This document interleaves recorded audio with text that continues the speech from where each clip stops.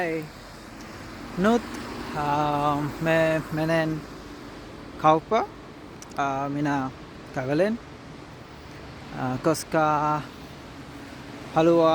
haluan ostaa asiaa, kokata ruokaa ensi viikko.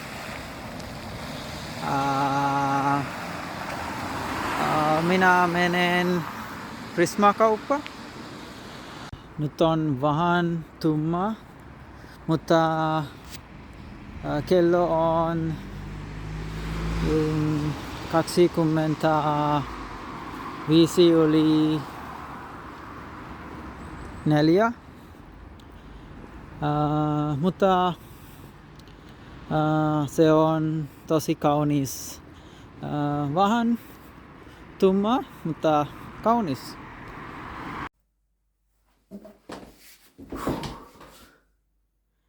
Minä olen väsynyt, koska minä kävelen